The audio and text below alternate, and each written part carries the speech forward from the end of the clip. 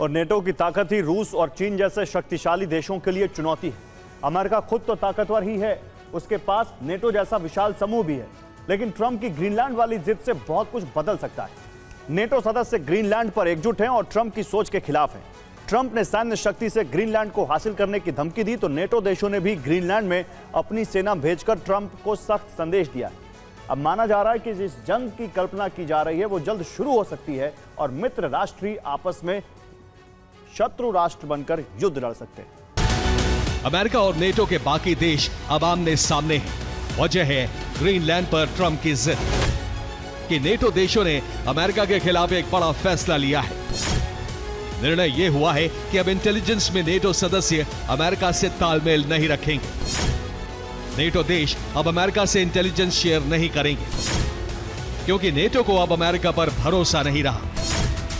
NATO को Greenland पर secret जानकारी लीक होने का डर है और नेटो ग्रीनलैंड में सैनिकों की तैनाती शुरू कर चुका है। ग्रीनलैंड में युद्धाभ्यास के बहाने नेटो की सेना जुटी है और भविष्य में तैनाती और बड़ी हो सकती है। नेटो सदस्य कई देशों की सेना ग्रीनलैंड में पहुंची है। नेटो देशों ने ग्रीनलैंड में सेना भेजकर यूएस को संदेश दिया है कि सभी सदस्य ग्रीनलैंड के मुद्दे पर एकजुट हैं और अमेरिका के लिए यहां कब्जा जमाने के अभियान को चुनौती दी जाएगी। तैनाती दोनों तरफ से हो रही है। ग्रीनलैंड में मौजूद अमेरिकी पेटुफिक स्पेस बेस पर अमेरिकी सैनिकों की तैनाती बढ़ गई है। अमेरिका से विशेष विमान यहां पहुंचा है। विमान से सैनिक और उपकरण भेजे गए। ग्रीनलैंड की जमीन पर अब यूएस नेटो दोनों की सेना मौजूद है। फरवरी में स्वीडन की तरफ से नई तैनाती होगी। आइसलैंड के केफ्लाविक एयरबेस पर जेट तैनात होंगे।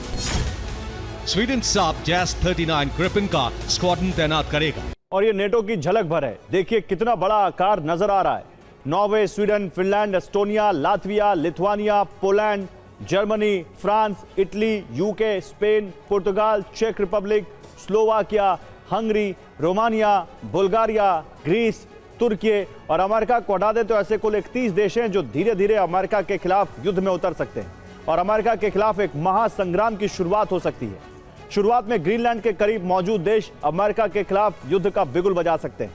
नॉर्वे, यूके, जर्मनी, फ्रांस और स्पेन जैसे देश डेनमार्क का साथ दे सकते हैं और ग्रीनलैंड पर कब्जे के मिशन के खिलाफ आवाज बुलंद कर सकते हैं। युद्ध का एपिसेंटर ग्रीनलैंड बन सकता है। देखिए, नॉर्वेयन सागर से लेकर उत्तरी अटलांटिक सागर तक का यह विशाल इलाका युद्ध क्षेत्र में तब्दील हो सकता है और यह जंग नेटो बनाम नेटो की होगी। एक तरफ अमेरिकी सेना होगी तो दूसरी तरफ यूरोपीय देशों की सेना होगी। दुनिया इसी महासंग्राम की कल्पना से डर रही है।